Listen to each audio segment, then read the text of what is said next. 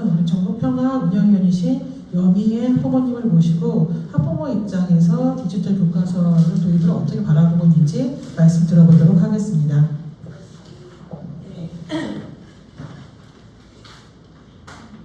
그날 이제 간담회 캐리스 원장님하고 간담회했던 이야기부터 시작을 하겠습니다. 저는 일단 학부모 입장이니까 정말 학부모님들이 우려하는 지점들을 이야기를 해보겠습니다. 일단 그날 6개 학부모 단체가 참여했고요. 한 2개의 단체 학부모는 굉장히 찬성하는 발언을 많이 하셨습니다. AI 디지털은 시대적 과제고 그런 인재상을 길러야 되기 때문에 우리 교사 역량이 부족해서 유럽에 비해 교사들의 역량도 길러야 되고 다 같이 끌어올리기 위해서는 이걸 해야 된다 하는 학부모 단체가 2군데 정도가 있었고 처음에 이제 첨학에서 다양한 우려점들을 전달해 주셨습니다. 그리고 이제 평학, 제가 속한 평학은 저도 이제 같이 발언자로 갔지만 거의 우려점이 아니라 비판을 하면서 이야기를 끌어나갔는데요. 아시다시피 가장 다들 말씀하시는 게 지금 선생님께서 말씀하셨는데 뭐 이북 정도로 저도 처음에 생각을 했다가 이북 이런 것들이 아니라 이게 하이테크 하이터치라고 강조를 하고 있지만 어떤 전반적인 교육 알고리즘 시스템이구나 이제 이런 거를 그 자리에서 알게 됐는데 정재영 원장은 굉장히 포부가 있었습니다. 그리고 제가 느낀 주관적인 생각은 마치 스타트업 기업의 사장님이 오셔가지고 저희한테 영업하는 분위기였어요. 그래서 저희들이 말한 모든 우려점을 정재영 원장은 잘 몰라서 그러는 거야.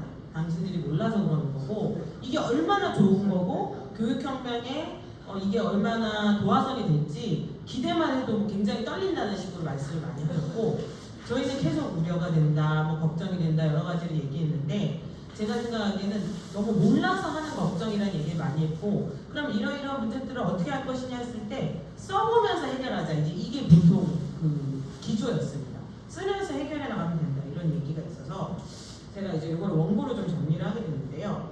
일단 AI 디지털 교과서를 하시려는 이주호 교육부 장관 자체는 세계 최초 도입이라는 타이틀에 목을 메고 있는 게 아닌가 이런 생각이 들었고 제가 학생들을 만날 기회가 많으시는데 학생들한테 이 얘기를 했더니 정말 고3 학생들이 무슨 얘기를 했냐면 이 장관 친척 중에 누가 이 업체를 하나? 이러더라고요.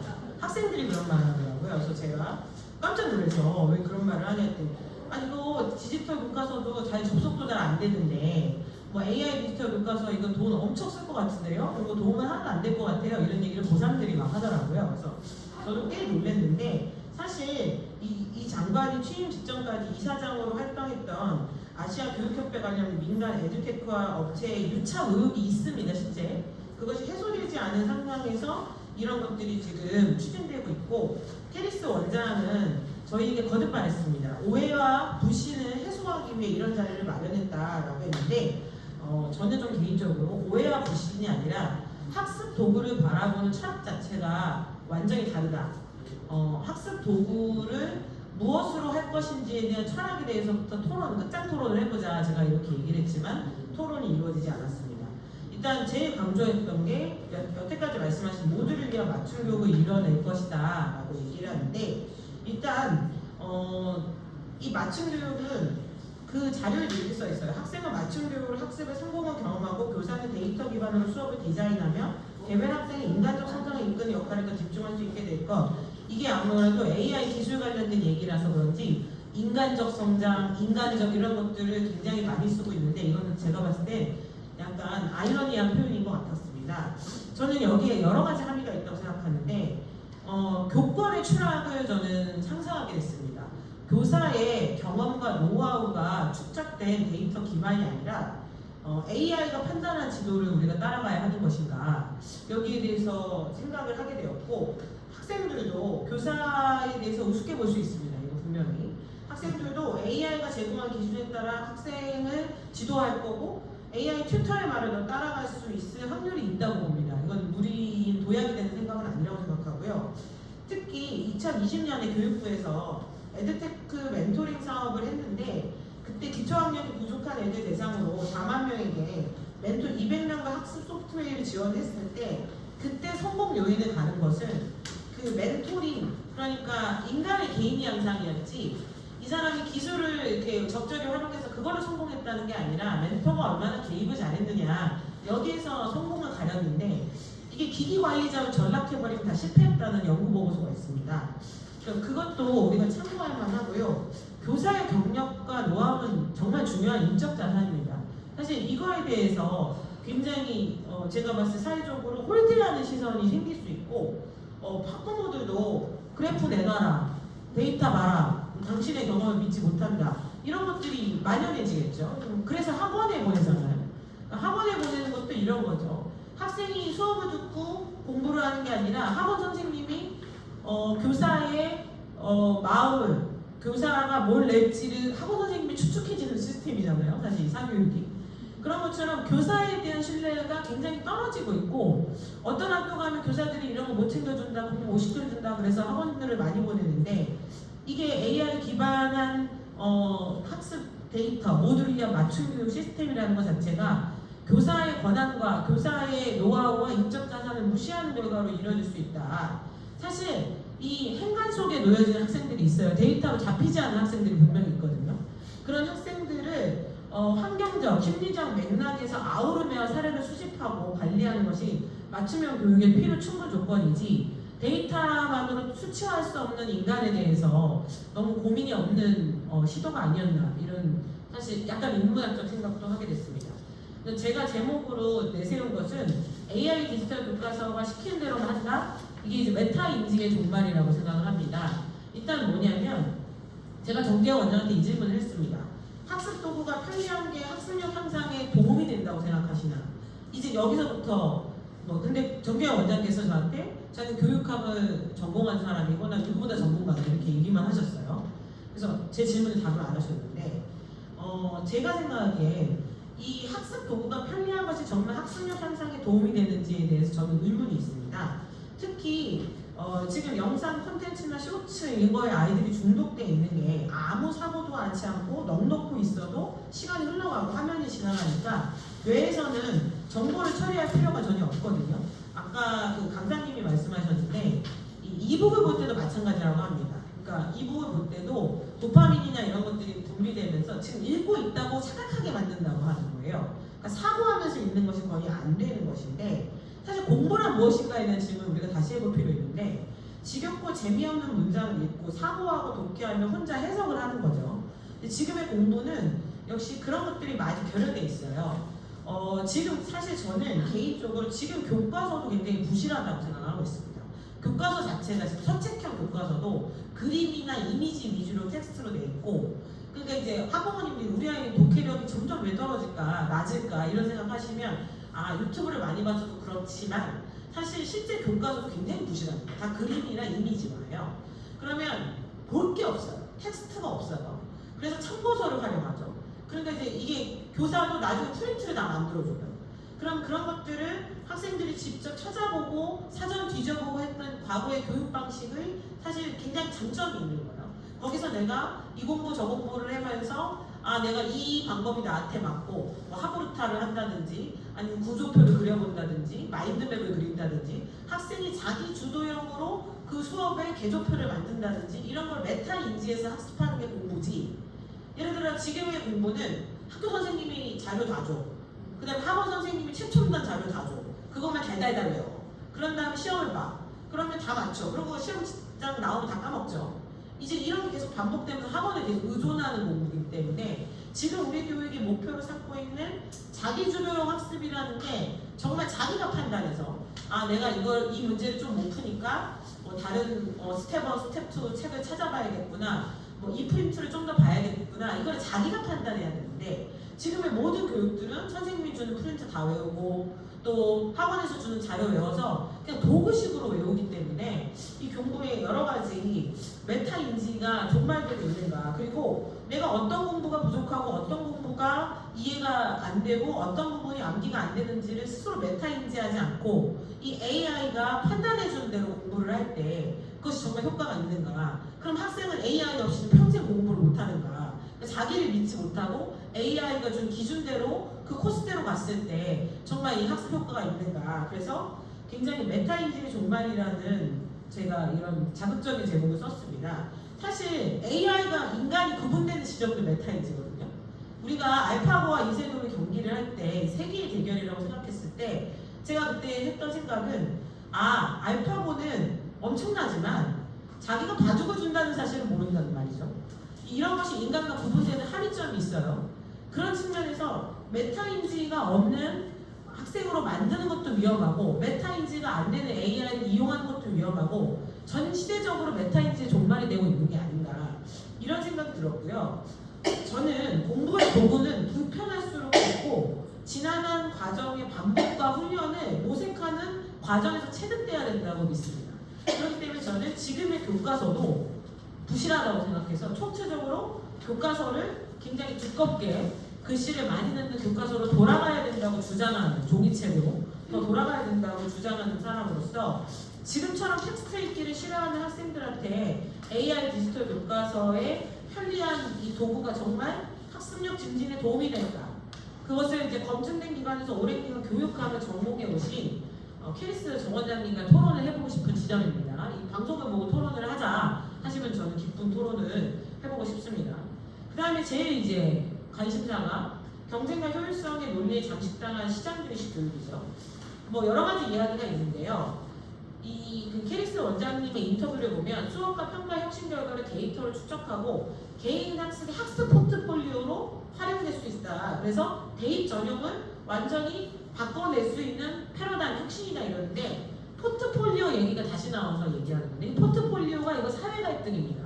사실 조국 전 장관이 그 여러 가지 입학 혜택 그리고 뭐 논문의 공저자 기재 그다음에 봉사활동 허위 사실 기재 시간 허위 기재 이게 포트폴리오에서 온 거거든요. 그것 때문에 여러 가지로 입시 카르텔이 생겼는데 2019년에 이 문제가 굉장히 분출됐어요. 그 이후로 다들 잊으셨는지 모르겠는데 포트폴리오의 비중을 줄였습니다. 확실히 줄였고 봉사도 빼버렸고 관련된 뭐 수상 경력도 다 빼버렸고 그다음 자격증 다 빼버렸고 자기주도 학습을 평가할 수 있는 세부 특기 사항으로 이 전형에 축이 옮겨갔어요. 그건 뭐냐면 선생님이 과목별로 판단해 주셔가지고 세부 특기 사항을 잘 써줄 때 그때 그거를 대입을 반영하는 추세였어요. 대학도 그거를 확인하게 되었고 대학교는 대학이나 고입에서 블라인드 처리되는 부분이 많아요. 왜냐면 이 포트폴리오가 문제가 생겼기 때문이죠. 그래서 수행평가 시스템으로 갔어요. 근데 이미 대학들은 그걸 믿을 수 없어서 수능 그래도 믿을 수 없어서 수능 최저 등급을 보는 입시 체제로 지금 가는 추세에서 포트폴리오의 등장은 굉장히 위험한 사교육 시장을 형성할 수 있습니다. 실제 지금도 수행평가 대행업체 학원이 있어요. 몇백만 원을 주면 수행평가를 대신해 줍니다. 그러면 이게 AI 디지털 기반 학습 모델로 만약에 포트폴리오 형성이 가능하다면 사교육에서는 엄청난 상품이 개발될 거라고 생각합니다. 아마 숙제 대행업체, AI 대행업체가 생길 거고 그 입시 포트폴리오가 양산할 부작용은 그냥 상상하신 대로일 겁니다. 그다음 개인정보 유출 문제에 대해서도 정재영 원장에게 질문했습니다. 유출을 제가 이런 질문했어요. 기술적으로 막을 수 있느냐 이런 질문했는데 없다고 했습니다. 그렇지만 이것을 이 유출해가는 그 범인이 문제지 그 유출되는 게 문제가 아니다 이런 식으로 말을 해서 좀 황당했는데 이거는 너무 정보 민감도가 너무 떨어지는 겁니다. 이거는 개인 프라이버시 침해고 개인정보인데 이거는 심지어 이런 표현을 저희가 썼어요. 그 자리에서 죽어서도 남는 게 이 데이터입니다. 근데 여기에 대한 민감도가 너무 떨어지는 거 아니냐 그러면서 기술에 대한 대안책은 없고 그저 사용하면서 보완하겠다고 말씀하셨습니다. 그래서 굉장히 원론적인 대답이었고 인권관습성이 부족한 거 아닌가 이런 생각을 저희가 할 정도로 프라이버시 보안감시 위험으로부터 보호받을 수 있는 아동의 권리도 이 안에 포함되어 있어야 되는데 그 부분에 대한 민감도가 굉장히 낮았다고 느꼈고요. 사실 AI 기반 챗GPT 활용이 상용화되면서 지식재산권 침해 문제가 벌써 심각합니다. 아이들이 이거 숙제를 이걸로 해요. GPT로. 자기가 사고하지 않아요. GPT가 다 대신해 줍니다. 이게 굉장히 문제인데 그래서 디지털 이 중에 미디어 리터러시를 길러야 된다고 하는데 이거를 기르는 방법도 뭐 비판적 사고 능력이라 하는데 무단 도용, 출처 미표기 또 이런 것들이 굉장히 심각하다고 합니다.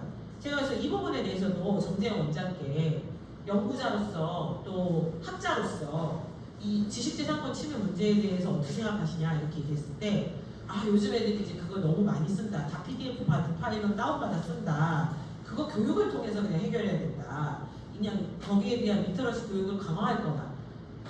이게 지금 해결책이라고 얘기하는 건지 애들이 다 GPT 사용해서 숙제하고 이런 거에 대해서 어떻게 막을 수 있는지 그러면서 사실 AI 산출물에 대한 정보 차원에서의 가이드라인도 지금 굉장히 부족합니다.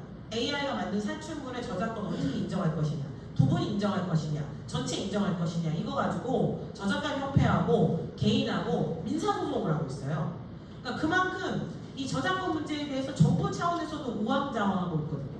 그런 상태에서 이 지식재산권 침해 문제 굉장히 심각하다고 봅니다. 근데 이것을 교육혁명이라는 이 이름으로 AI 디지털 교과서 도입해서 수정원 씨 예산을 쓴다? 굉장히 위험한 행보라고 얘기했고요. 저희가 또 그 간담회 때 얘기한 것은 디지털 약자에 대한 고려 전부다. 왜냐하면 장애인 어떻게 할 것이냐 이런 얘기 했습니다. 장애인 학생 어떻게 할 것이냐 그리고 국제문화학생 요즘 다문화학생이라는 말 저 쓰지 않는데 국제문화학생 어떻게 할 것이냐 그리고 난독증, ADHD 시대의 병으로 그 진단받은 학생들 어떻게 할 것이냐 했을 때 전면적으로 고민할 것이다 이 말만 하셨습니다.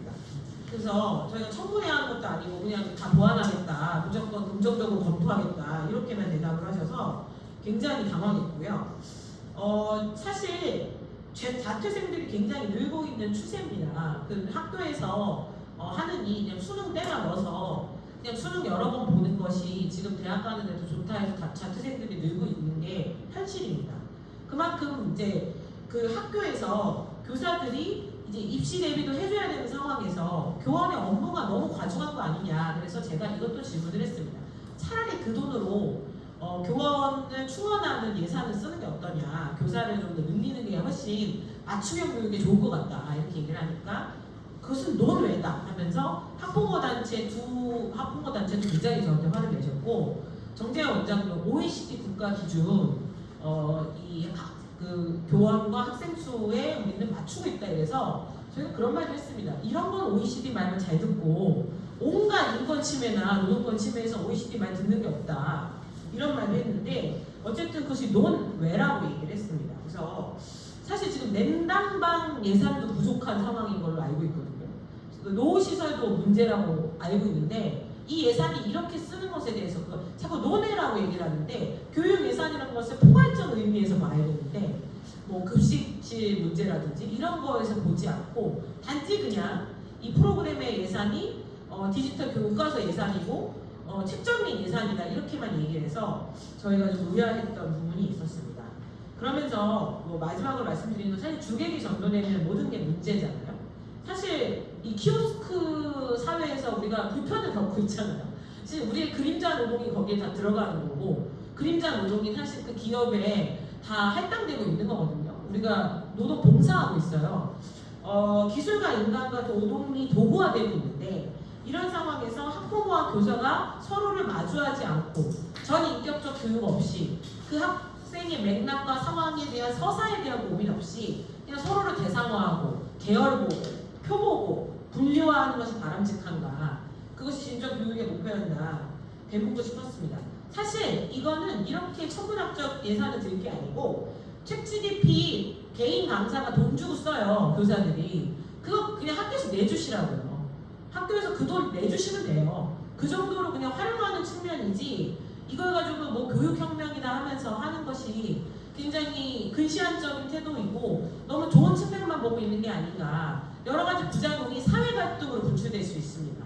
그 부분을 간과해서는 안 된다. 여기까지 발표하겠습니다.